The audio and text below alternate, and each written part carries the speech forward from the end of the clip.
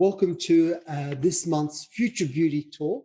I'm Frank Salon, and today my guest Fiona Tuck and I are going to talk about the critically important subject of retailing, and in particular some of the misconceptions around this subject. If you don't already know Fiona, she's the founder of Vitasol products, so the whole food powders. They're the most amazing supplements. They're expertly formulated to support your inner harmony and to have healthy, glowing skin like mine, as you can see. If you saw my skin. She's also created these beautiful teas, and she's in the process actually of creating a beautiful oil. She's also the author of The Forensic Nutritionist, a really wonderful book where she investigates all the nutritional deficiencies that you might have. It's stunningly illustrated, and it's got recipes to absolutely die for. If you haven't got a copy of that, you can get it on her website. You can get it with free shipping, so that's a really good thing to do. Now, Fiona, she has over 30 years experience as a skincare professional in the wellness industry, and she's also one of Australia's most respected skincare nutritionist expert. So Fiona, thank you so much for being with us. I want to just to quickly address the fact that we are in lockdown at the moment, and I just had a really fantastic meeting with Salons in Victoria this morning, and we talked about all how they're feeling, and there's a lot of frustration, and there's also a lot of optimism. You know, from my end, I think everyone's over talking about the lockdown. And, you know, not everyone, thankfully, is in lockdown, but it does unfortunately affect our industry. And, you know, New South Wales, we've been in lockdown for 4 or 5 weeks, could go on, you know, we don't know how long for. I know poor Victorians have been struggling, and it seems to be going around sort of Australia, different states. But I think, you know, it is what it is. And I think we've got to look at what we can take out of it rather than look at, you know, poor us. It's about, you know, it's not great. It's not great for business, for anybody's business. And unfortunately, some clinics haven't been able to make it through. But I do think perhaps this is a time where we can really use the time to think about what it is, where we want to take our business, and what we can do to bring us up to be COVID safe a little bit more.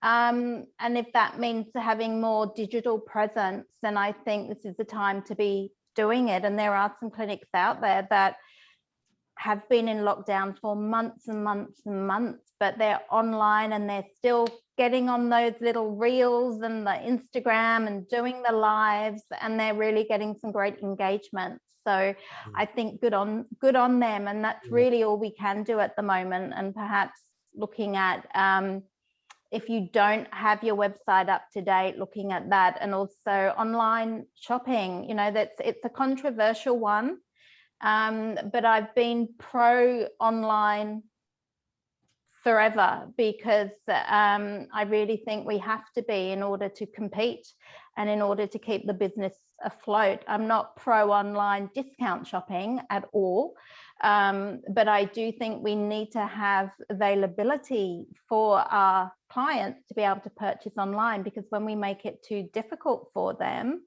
then they're going to go for the easiest option. So I think that is something we do need to really look at and consider. Yeah, absolutely. I agree. Let's talk about retailing. And the first question I want to ask you is, can anyone become a good retailer, or do you need to have a certain personality type? It's a really great question. And I think it's a hard one to answer, but in my experience, the people that sell the most are the ones that are really passionate about what they're doing. So I do get asked this question all the time. My staff aren't great at retailing. What can we do to increase the retail sales?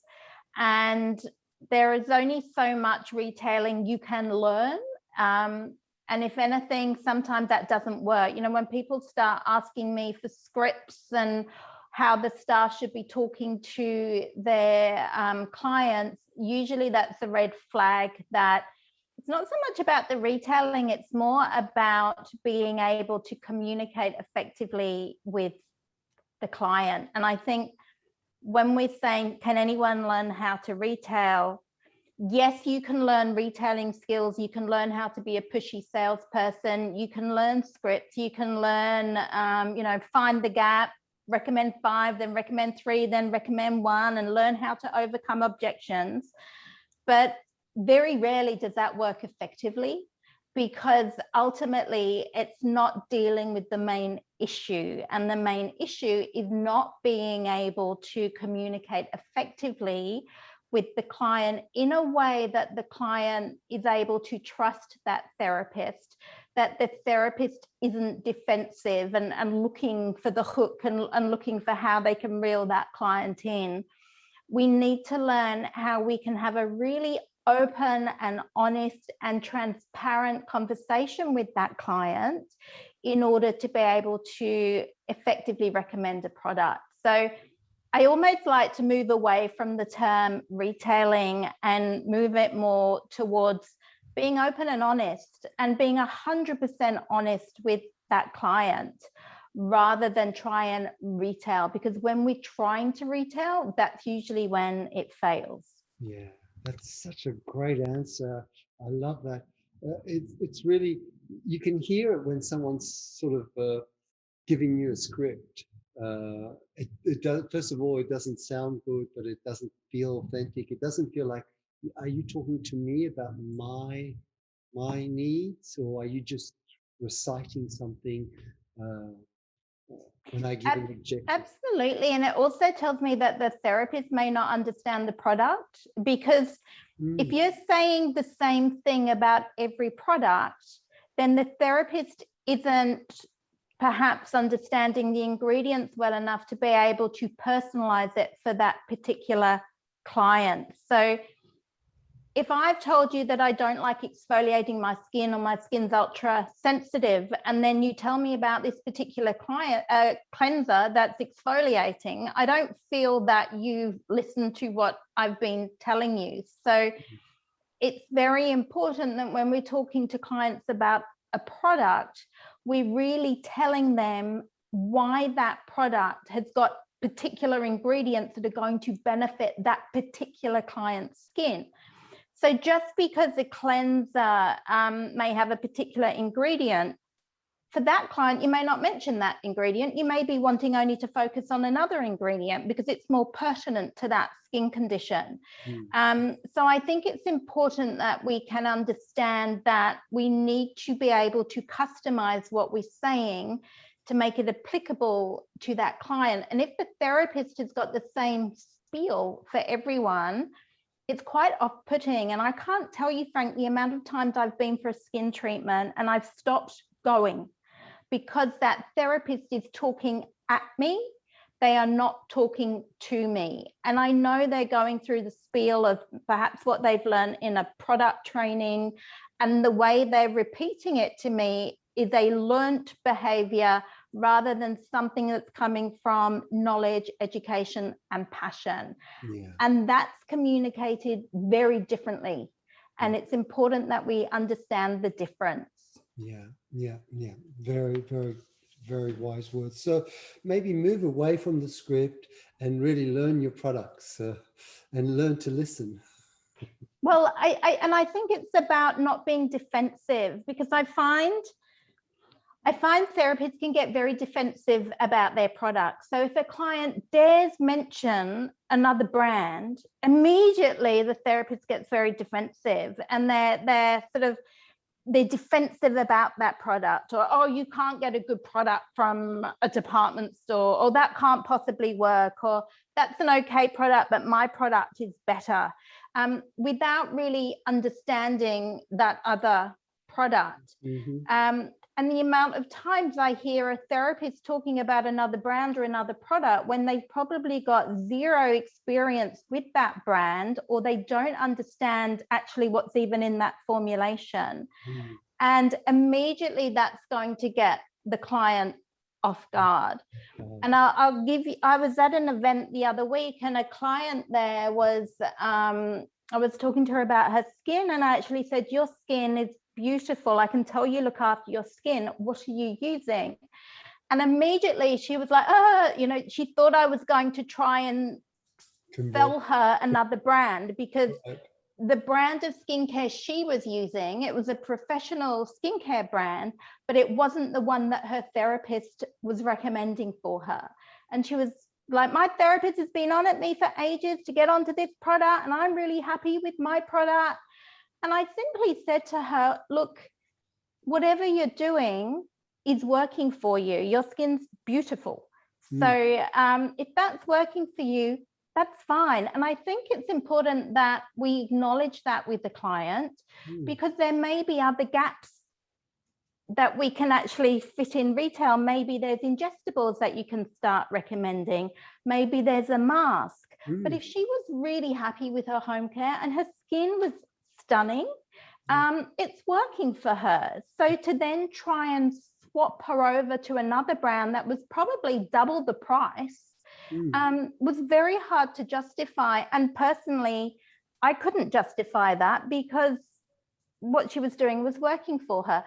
And I think when you build that trust with a client, you may not get an immediate sale, but down the track, they're going to trust you. And then when you do recommend things, as I said, it might be ingestibles, it might be a mask, it might be body products, they're more likely to trust you. And I had another situation, true life story, where I had a client where she had perioral dermatitis, redness and irritation. She'd been to about 5 different therapists, or different clinics, should I say. And each clinic had told her, don't use that, use this. No, that's no good for your skin. You shouldn't be using that. You need to be using my product. My product is better. Yes, that's okay, but my product has got this and it's going to be better for you. They hadn't actually got to the root of why she was having the redness and the irritation. And so she had lost faith in the therapist, because every time she went to a new clinic, they were telling her just to buy a new product, and nothing had really worked. And they hadn't actually told her why she'd got the irritation. And then when I saw her, I said, yes, I can recommend you a product to help sort of calm and soothe, but we need to find out what's causing the issue. And from looking at her skin, to me, it looked like that it could be possibly due to low B vitamins, it could be due to stress. And we went through her history, and we did work out that there was an internal factor going on, which we addressed. We addressed it with topical, and guess what happened? The redness and the irritation went away. That client to this day still comes to me. I don't do hands-on anymore, but she will still come to me for advice and recommendation, because she said no one had taken the time to get to the root of the problem or talk to me about what may be causing it. They just wanted to recommend a product. And I think it's really important that clients feel understood and that we can find a solution to their problem. But if we're just pushing products at them and putting down other products, then the client's going to become non-trusting of us. So it's about building that trust up to the point where whatever you say to your client, they will do. And when you get to that level, if you say, Frank, this product's incredible, you need to be on this, that's all you have to do to recommend the product. You don't have to go through. So this is a cleanser, and this is really gentle on the skin, and it's got these soothing, calming ingredients such as chamomile and lavender, or whatever. Like that's a script and a spiel, and I'm not buying into it. No, it takes time to listen to someone and to diagnose the skin and all that. A treatment might take 45 minutes an hour. Do salons practice giving the therapist enough time to also talk about what the skin concerns are and to have a good diagnosis? Possibly not. But then again, if you've ever owned a skin clinic, you will know that time is of the essence and time is valuable. So to then book out an hour, a 45-minute consultation can be very, very challenging, because then you've got to tie up what treatment you could have put into that, that. So I think it's about learning how to be able to talk to a client with a much shorter consultation time, because in the real world, yes, an hour consultation would be great, but it doesn't really work, because what if you take an hour consultation, think how many hours of the day that's going to take up, and what if they don't buy anything, because you're building that trust, that's not going to keep your business open. So you've got to be commercial as well. So I think it's about having a shorter consultation time, getting them to fill out the consult forms prior, so the therapist can look over that in advance, and then really be able to know what pertinent questions to ask, but also be able to really understand the skin by looking at the skin to see what that redness and irritation is caused from. What is that breakout being caused from? So that during the actual analysis, during the skin treatment, you can start talking to your client. Right. I see time and time again where therapists become too friendly with the client, to the point where, oh, how was your holiday? How are the kids? Just having general chit chat. What did you do at the weekend? They're chit-chatting while they're doing the treatment, and then at the end it makes it very hard to then get into serious recommendation mode. So it's important that the therapists are trained to talk about the skin. How has your skin been? I'm looking at your skin. I'm talking about how it compares to last time you were in. I can see your skin's looking really good, or I can see you're looking a little bit more dehydrated this time. Tell me, have you been hydrating? Have you been drinking enough water? Have you been using, what have you been using on your skin? Tell me what you've been doing to your skin. Yeah.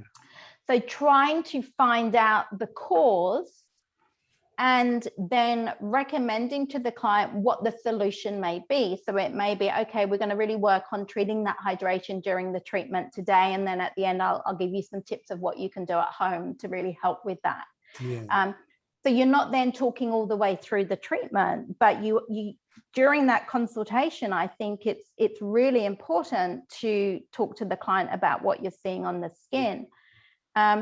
And also talk to the client during the treatment, telling them what you're doing, but tell the client, I'm just going to be telling you what I'm doing, but feel free to relax. You don't have to answer me back, because I think otherwise the client is sort of trying to relax, eyes closed, and then they're like, oh, I wish you'd shut up. I just want to relax.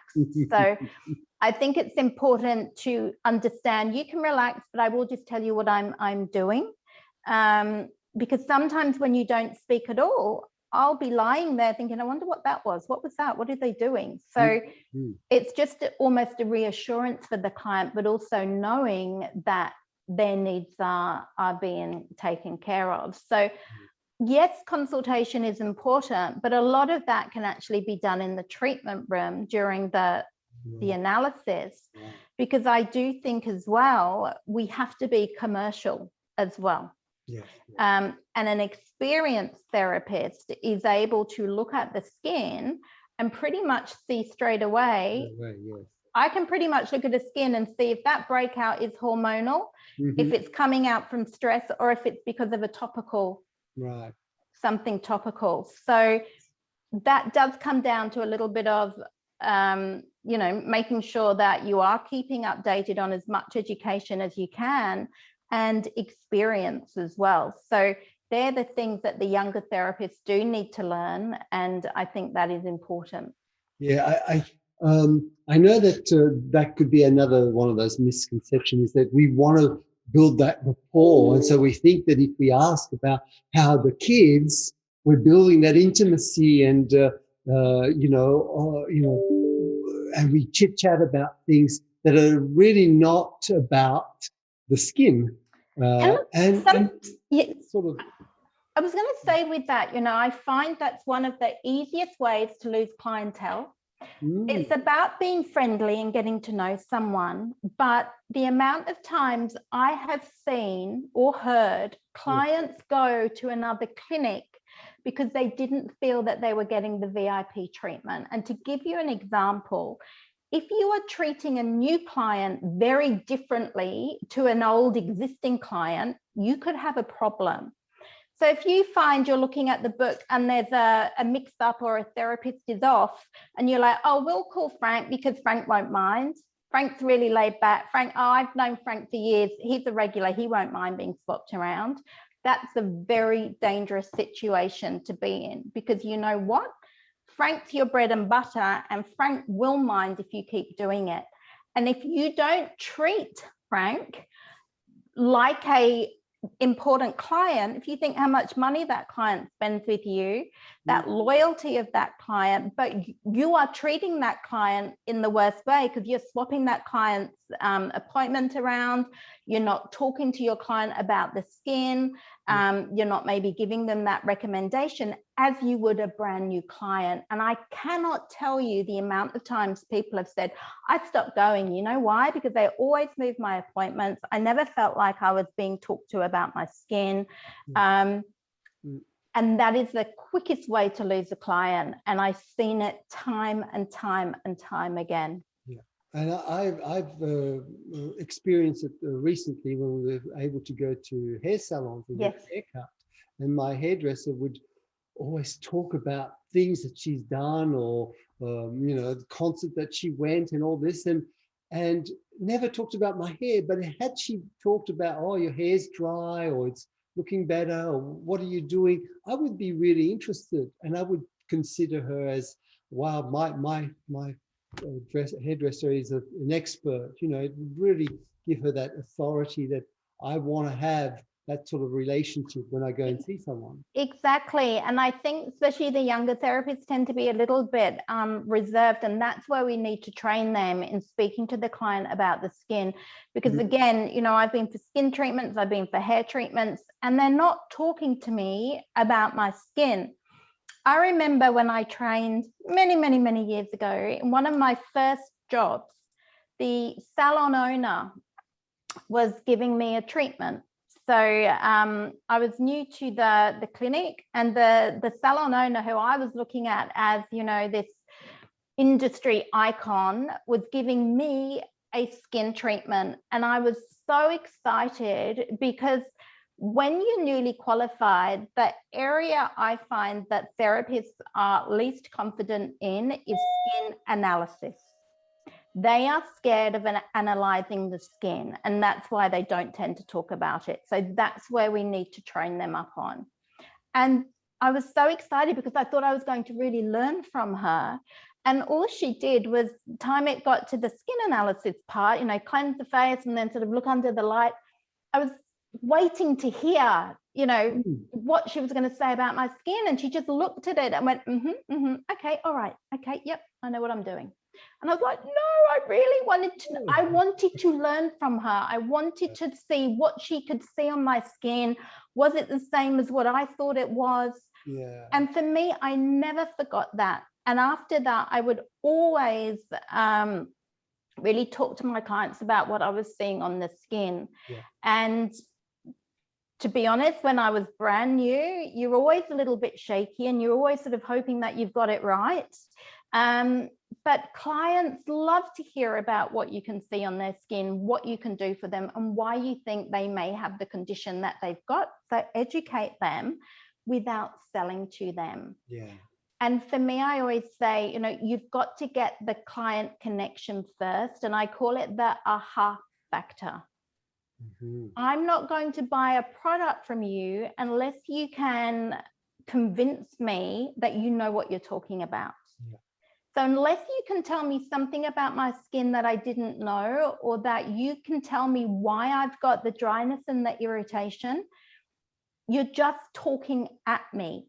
Yeah. So you need to be able to advise the client. And I quite often say, talk about maybe non-product related things first, as in, diet and lifestyle? Is that what's causing the condition, or is that what's aggravating the condition? And then go in with the product recommendation, because the client I was speaking to you about earlier with the redness and irritation, I could see by looking at her skin that it was a B vitamin deficiency, or highly likely to be a B vitamin deficiency.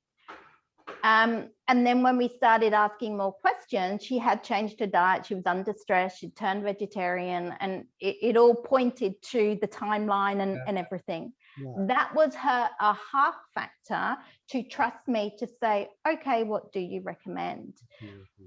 Another example I can give you is when I was working in a clinic, and I remember this guy coming in for a skin treatment, and immediately he said, don't talk to me. I don't want to hear it. I don't want to be sold to. I'm here to relax. I'm here for the treatment, but don't start selling to me. And I totally get that, because I felt like that myself sometimes. Mm-hmm. Mm-hmm. And so I said, absolutely no problem. And then at the end of the treatment, I said to him, I'm not trying to sell to you. I know you're not interested in product, but what I do want to highlight to you is that you do have what looks like acne cosmetica. He had like little bumps on his face, and there's a lot of congestion there. And that congestion that you're concerned about, I don't think it's coming from an internal thing. To me, this looks like acne cosmetica, which means that there is something that you are using at home that is causing this congestion. So I want you to go home and look at your ingredients, look at your products, and see if you've got any of these ingredients or this texture, because I'm 99.9% sure that's what's causing your product. Now, he then turned around and said, oh, okay, well, I know then you said, well, okay, well then what would you recommend? Mm-hmm. And sure enough, I said, well, I know you're not interested in selling, but if it were me, what I would put on you is, what I'd recommend is this, and this. Just get these basics, and then that will help to counteract this, and then get you off this exclusive product. Yeah. And sure enough, he ended up buying everything. Yeah. Yeah. And that was someone that said they didn't want to buy. Yeah. Now, saying that, I wasn't trying to manipulate him. I wasn't trying to hook him in. I wasn't trying to I'll get you later, I'll reel you in. I was literally trying to help him and educate him. Yeah. And that is the difference between connecting to your client and retailing. Yeah. Yeah. And I think that's an important thing to realize, because I can retail very effectively when I'm passionate about something and when I'm recommending it from a place of honesty and transparency. Yeah.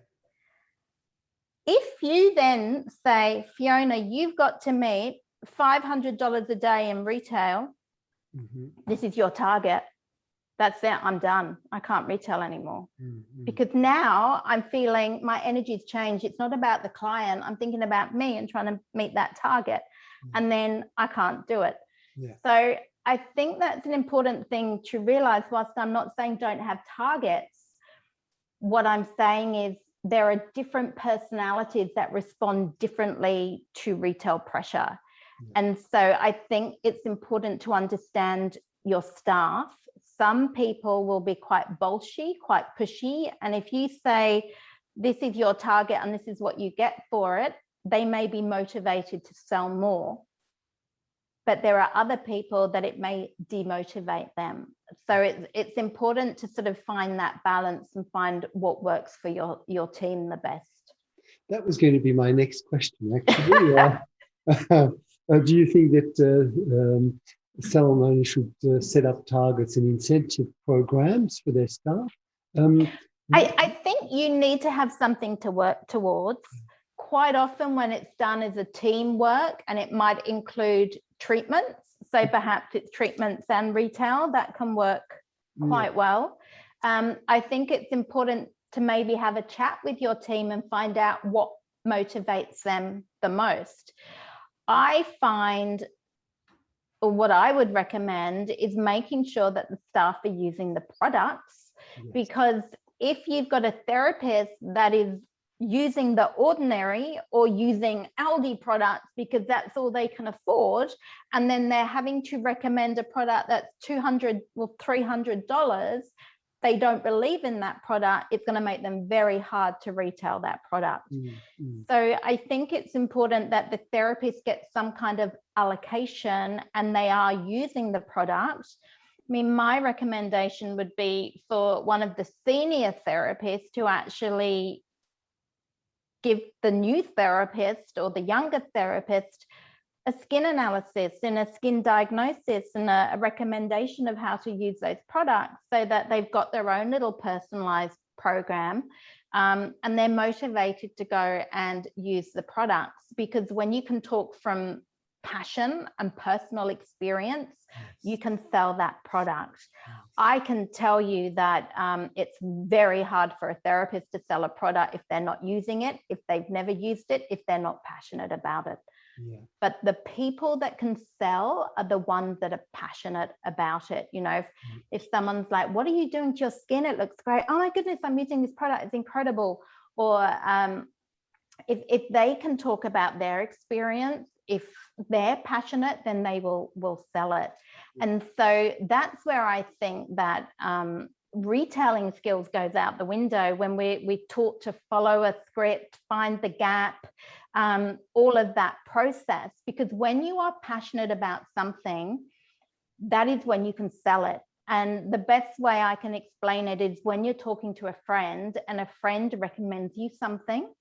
Oh my God, you've got to try it. This stuff is incredible. You go, what stuff? What is it? The friend doesn't sit down and say, this is a blah, blah, blah. And this was founded in 1982 and there's a 30 years of clinical. No, the friend says, oh my God, you have to try this. It's incredible. Oh, what is it? That's how you open the conversation. And the people that sell the most usually are the ones that are passionate and are literally saying to the client, okay, we need to get you onto this because that's going to help with that redness and irritation that's bothering you. So yeah, this is the thing that we're going to get you on. And that is why it's important to build that trust with the therapist so that when they say it, you trust them and you use it. But if I'm just talking a spiel and a script to you, I don't trust what you're saying because it's not coming from a place of passion. The amount of times I've heard a therapist saying, so this is what we would recommend for acne, and this is because it's exfoliating and it's gently removing the dead skin cells and helping to get into that follicle. I'm not buying it. It's not sounding like you really believe in it. And I've also heard, I've heard this when a client has said, so do you use it? And the therapist has said things like, oh, no, I don't use it myself, but I've heard it's good. You know, you can tell they're not into it. So I think it's really important. And of course, not all therapists have got the same skin type as the stockist, as the client. But it's important that they know the brand, that they're passionate about the brand, or they can say, you know, I've seen excellent results with this, or, you know, we've had clients that have really helped their skin clear by using this product. It's incredible. So there has to be that passion from the therapist to be able to recommend that product. Yes, and that sort of brings us back to that initial question is, can anyone retail?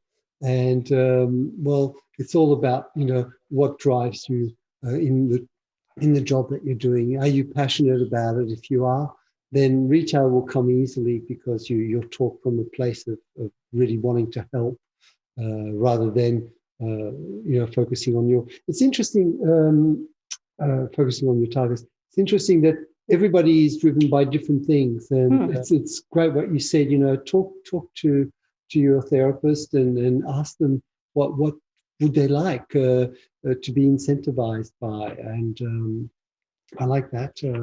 It's not always money; it could be products. I know that everyone at Vital Plus, they all have products that we allocate for them every 6 months. They have, you know, over $1,000 of products that they can use. It's quite a lot, but I want them to use them. I love the products that we have, and I want them to feel enthusiastic about them, so that when they talk about it, they'll have the same passion, and that is really important. And treatments too. You know, maybe you can have a staff day once a month, and maybe Yeah. they come in on their day off and they do treatments on each other if you closed on a Monday or something. But something that they're practicing what they preach. I mean, I would ask everyone here, when was the last time they had a professional skin treatment? Do you have them? Because quite often people don't. And I have to say, when I was working and when I had a clinic in the UK, and very rarely did I actually have a treatment myself. Now I can't get enough of them, probably because I'm also getting older. But it's important because you also feel what it feels like to be a client. And I remember, you know, a certain little massage technique, and somebody did it on me, and I thought, oh, that's great, I'm going to pick that up and I'm going to use it. Or it might also be something that you think, I thought that felt really good, but it actually doesn't feel really good at all. So I think it's important for the team to have treatments and to use products and get them passionate about the skin. Yeah. If the senior therapist, the manager, the owner, you know, whoever's working and leading the team is not leading by example and recommending products, then the therapists aren't going to do it either. But if they see all the other therapists recommending product and being passionate about things, then it's almost like contagious, and then everyone starts to do it. Yeah. So it's very hard then if a manager comes in and says, why aren't you retailing? And there's no role model there to be instilling that. So therapists need a role model to look up to and to learn from, especially the young ones that may not know how to talk to a client yet. They are learning all the time. They are watching and they are learning. And so it is important to have someone in the clinic that is that role model that the younger ones can learn from. You mentioned before, talk about ingredients rather than products. Can you just elaborate on that? Why? I think it's important to talk about ingredients. And look, at the moment, the trend in skincare at the moment, and it's a lot of that is thanks to The Ordinary, and I'm sure you've all got clients coming in that are using The Ordinary. They've made ingredients very trendy, and beauty in general over the last year or two, it's all about ingredients. And so because now we've got YouTube, we've got TikTok, we've got Instagram, we've got dermatologists online, we've got beauty influencers, the client is becoming a lot more educated. And I'm sure you'll all agree that sometimes a little too educated, that they think they know more than we do. Saying that, we need to acknowledge that as well. So the consumer is very, very educated now, maybe miseducated, but they're educated. And so I think they respond very well to ingredients because they will have heard of hydroxy acids, they will have heard of niacinamide B3, they will have heard of retinol. And so these are ingredients now that are quite mainstream, whereas what even 5 years ago, these may be things that our clients hadn't heard of. So I think when you understand an ingredient and how it works on the skin, then it's much easier for the client to then feel that what you're doing for them is going to help to solve their problem, rather than you're talking a product name that they're going to be feeling like you're selling to them. Yeah. So my advice in the treatment room, not to say, you know, this is a Cytobian, this is what I'm using to hydrate the skin. I would pull out a couple of ingredients and say, I'm going to be using this ingredient and this ingredient because this is going to help to reinforce the natural barrier function of the skin. And because that's impaired, you're seeing that dehydration. That is such a valuable information. Yeah. Also, at the end of the treatment, when you're recommending product to the client, they won't remember the name of the product, and they go, what was that funny name that you said? But when you're saying we use the ceramides, this is the product with the ceramides that I said would be really good for you. It sort of links back to the actual consult and then the prescription. So I'm a big believer in talking ingredients and talking solution. And also, when you're talking an ingredient and vitamins, you can sort of talk about how they function in the skin, and it sounds less salesy. Yes, I agree. That's such a valuable point you made there. If you're already a well-established salon and you've got good sales results, what can you do to even increase that? Look, I think we've got to look, especially the clinics that are in lockdown, coming back in, this may be an advantage to then, when we open up, start thinking about, am I treating my existing clients, my regular clients, the same as the new client? Can I use this opportunity of now getting back in and talking more about skin and what I'm seeing in the skin? That's a really great opportunity, and sort of having a look and thinking, okay, where may I have got into bad habits of just chit-chatting with my client and then sort of saying, are you okay for product this month? Because we all do it. Are you all right for product? Yeah, you're okay. All right, then next time. See ya, bye. Where can you sort of try and rein back in that little bit more of professionalism to put you back in the driving seat as the expert? Because the balance gets, skewed when we get on too much of a familiar. So it's important to be sort of making the client feel comfortable, but we still need to keep that level of professionalism where they're there for a treatment. We're talking about the skin and we're talking about ingredients. So that may be something we can do more of. I think making sure that there is some kind of product incentive where that if the staff aren't using the product, maybe it's part of their salary package, or maybe that the staff can purchase product wholesale from you. The amount of clinics that I hear that maybe only give their staff a 20% discount and they're still making money on the staff, I can tell you that puts a really bad taste in the team. They don't like it. They know that you're then making money off them. And, I hear the rumbles, I hear what they say. So if you can get them even being able to purchase that at a very discounted price, if you need to add a little bit on for whatever overheads or whatever, then do that, but make sure that they know that they're getting that at a reasonable price. They're going to be more likely to use the product and be enthusiastic about it. And again, I would recommend having some sort of treatment day for the team as well, so that the team are really into skin. So perhaps when we go back in, if you are in lockdown, okay, girls, when was the last, and guys perhaps, but when was the last time you had a skin treatment? We're going to implement this. What products are we using? Let's all give a skin analysis on each other. Maybe you can do it in threes, because you can play off each other. One of the things I find clients absolutely love is when you call in another therapist and you say, Shelley, can I just get your opinion? Do you think this product or this product? Because, I'm not sure at the moment. We could go either way. What would you think? A lot of the time, a therapist doesn't do it because they don't want to undermine their knowledge. But if you do it in a way where you're making everybody an expert, I can absolutely guarantee you that the clients love it, and you will increase your chance of a retail sale. Right. That's amazing. So get your other companions involved in the whole process. And absolutely. Very special. My God.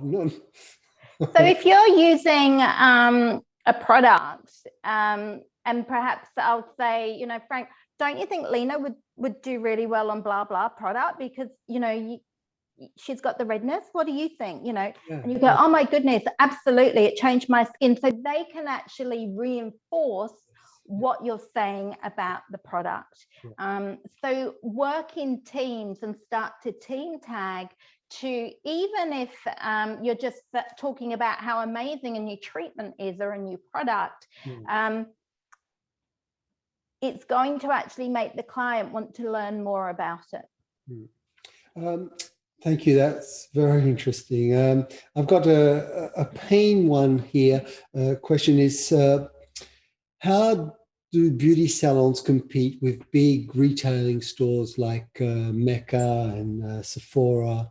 Do you have any suggestions? I do. I might be a little bit of a straight shooter on this one. Go for it. But I They're think, tough. you know, I see so many people complaining about it's not fair, Mecca's stealing our business or whatever it might be. And I think we've got to look at the fact that there's so much demand for skincare out there. That's a great thing. It means people are into their skin. They want products and they're more savvy about ingredients. So rather than complain about it, look at what they are doing. Now, in Sydney, I went into the top flagship Mecca store in the city. And when people are sort of complaining about these stores, I take them in there and say, have a look around, look at what they are doing. It is mind blowing. So before you complain about it, look at what they're doing and see what you can learn from them. So for instance, Mecca, I have been in there. I have never, ever had a bad experience. The team are exceptionally trained. They are all qualified skin therapists. So we can't say to people, they're not even qualified, because they are. They only use qualified skin therapists or beauty therapists, but they're qualified in skin. So their knowledge is exceptional.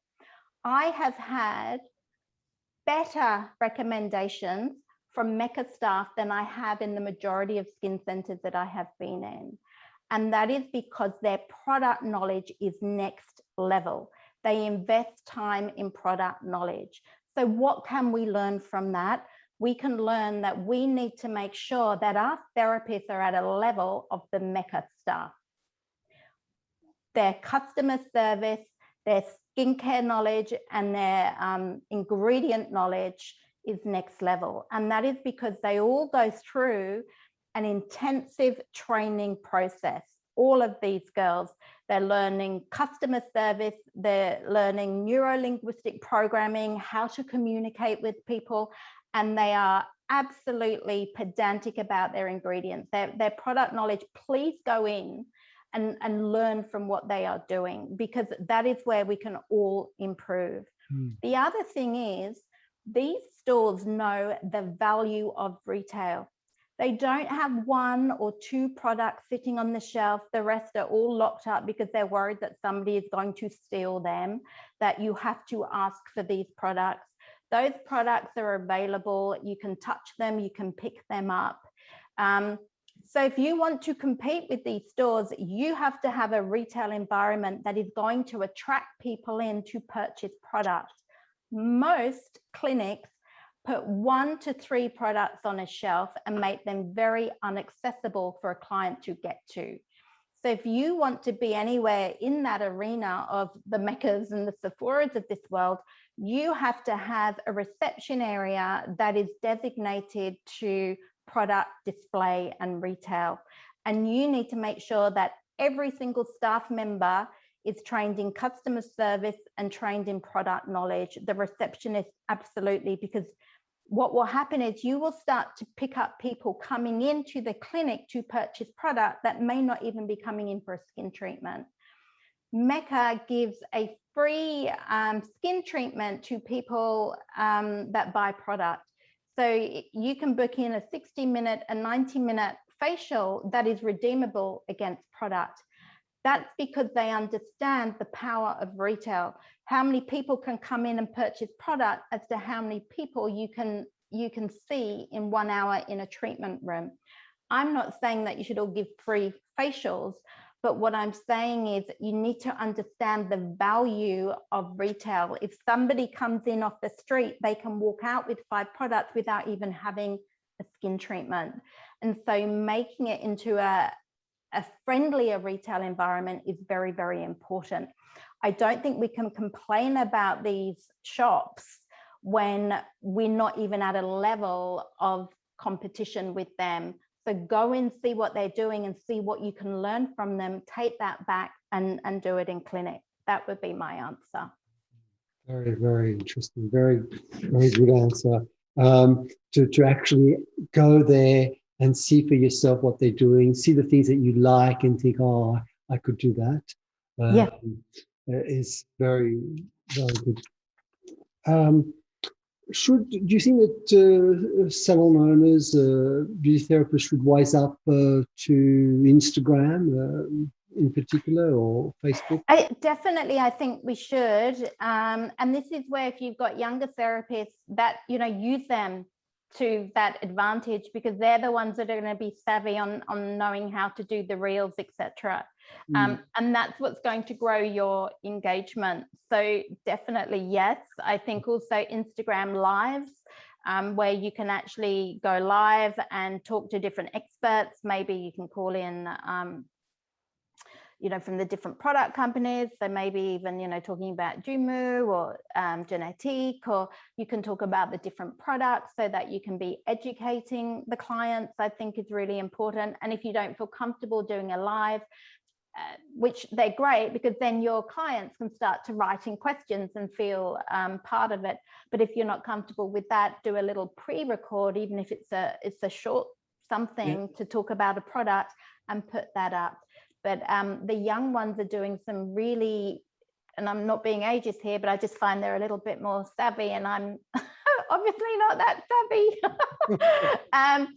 But with the real side of things and the TikToks, but if you can encourage them to do that, maybe somebody that's really into that, they could be a newer therapist, but that may be a little job for them to help get them involved and make them a little bit more passionate about what they're doing. So absolutely.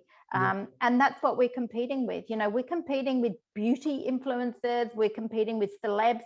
I can't tell you the amount of people that are bringing skincare out at the moment. Every celebrity, every beauty influencer, skincare products are the thing at the moment. In the wellness industry, it was 5 years ago, everyone was into wellness.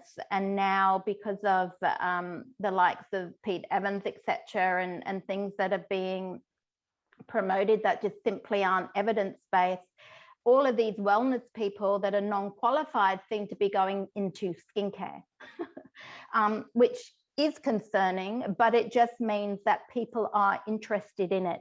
So then why don't we as professionals get on there and educate them about the truth and the real information, as opposed to the potentially false information that's coming from the influencers? I love the way you reframe. Before you talked about we talked about Mecca stores, and you said you should go there because a lot of people are going there, and that means that there's a lot of interest in beauty. So the point here is that there's a huge interest in looking after your skin. There's a whole potential of clients who are out there wanting your professionalism, and you just need to be up to date in the methods to connect with them. But I also think a very good point with that as well. It's all about experience now, and everything is so Instagrammable. You've got to look at what we're up against. The savvy people will actually make the clinic now look Instagrammable.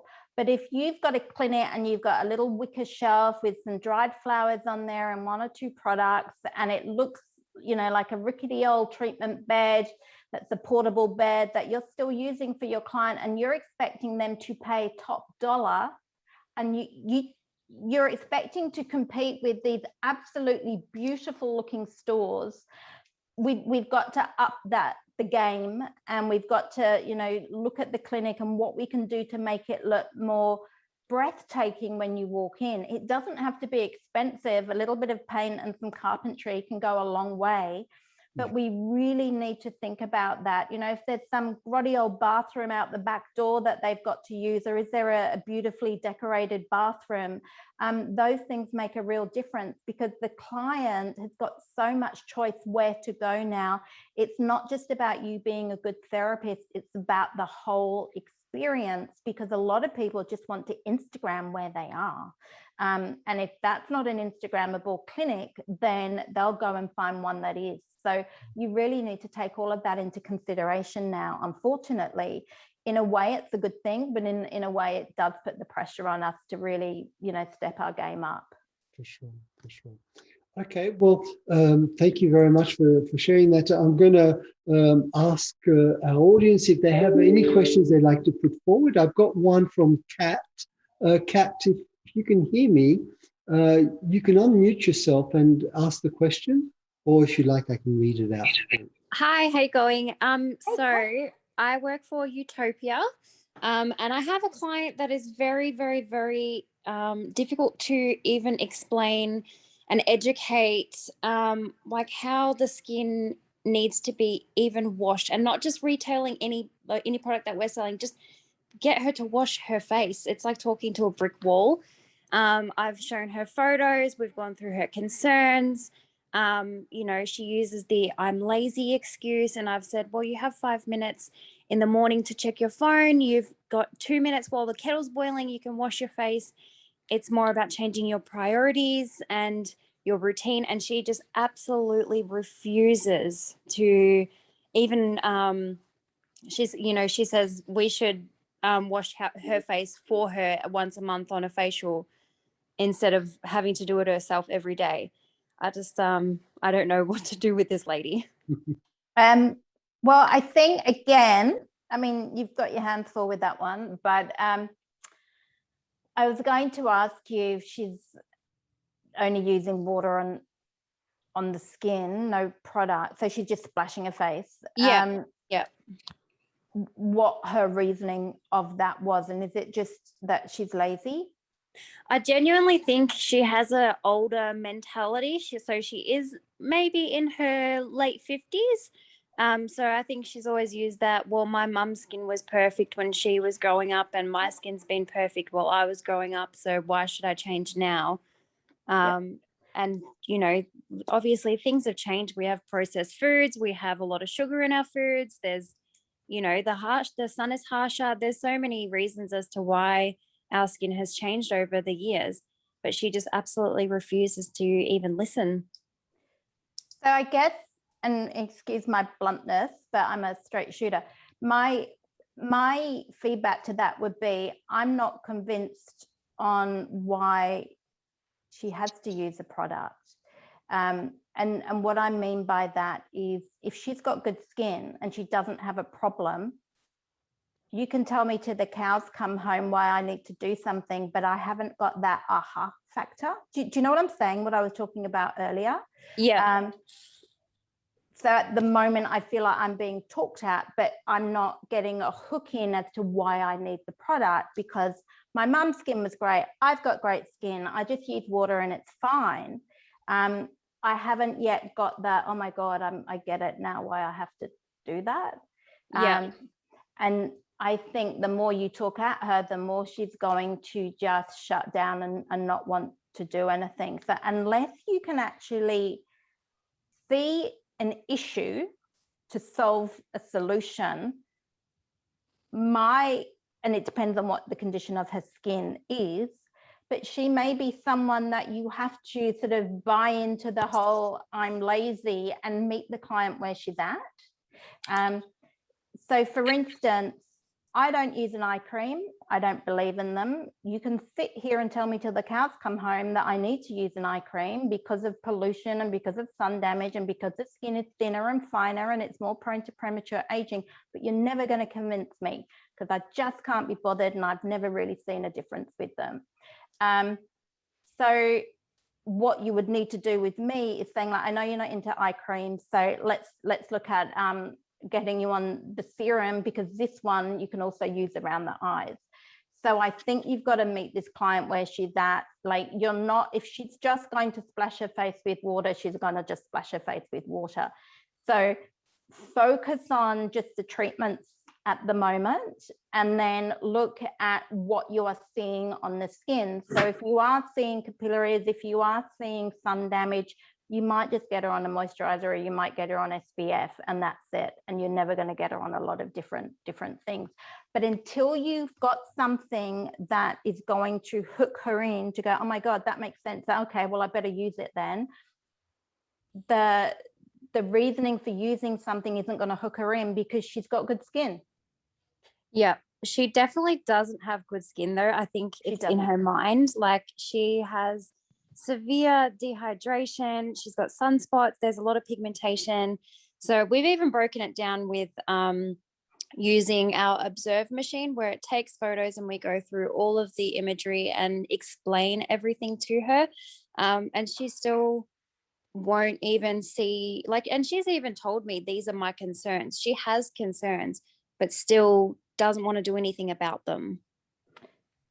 So, and she might just be someone that doesn't want to do anything about it. I think the more you push her, the more she's going to back off.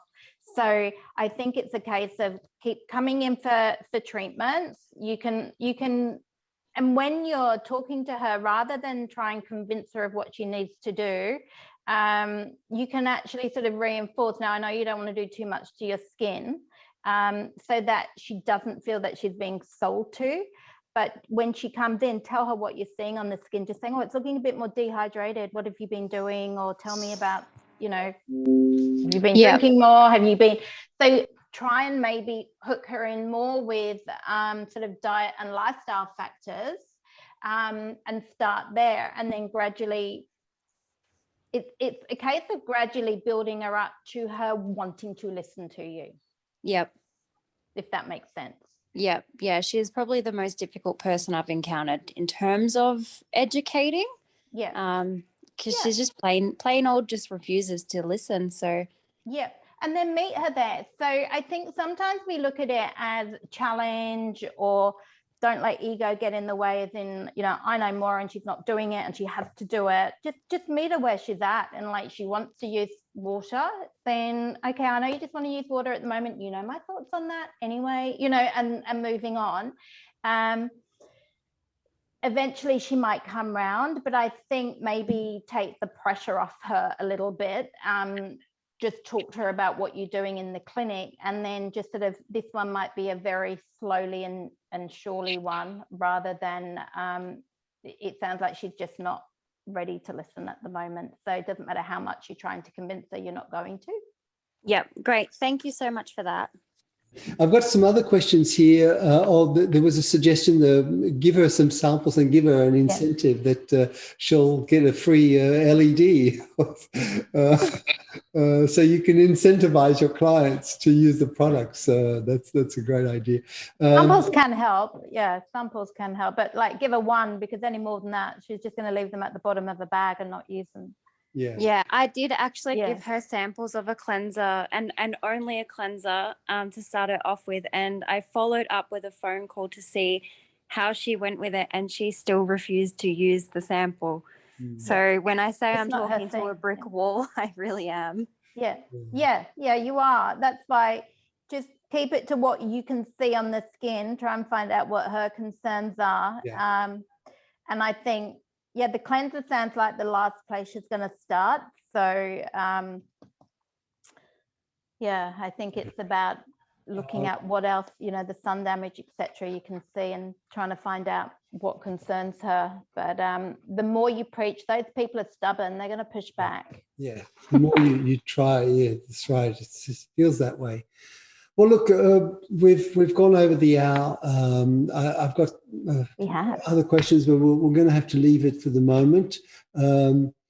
Thank you so much, Fiona. That was so interesting. I think that everybody must have gotten something out of our talk.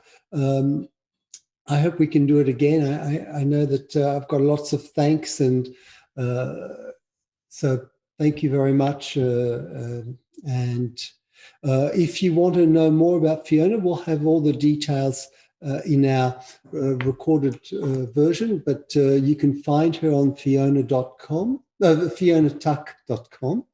So it's Fiona Tuck. I'll put it here in the little message so that you can find out.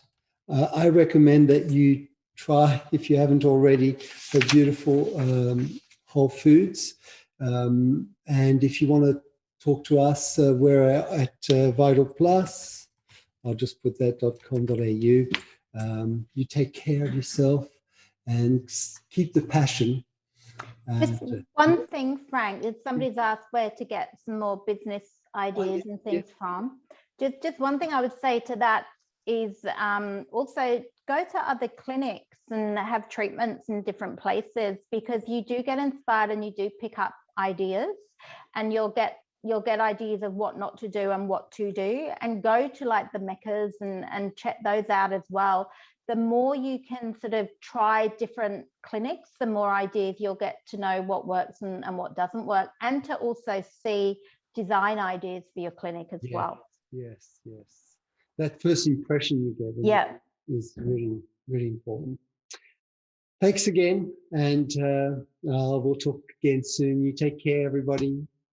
We'll see you soon. Thank you. Bye. Bye-bye.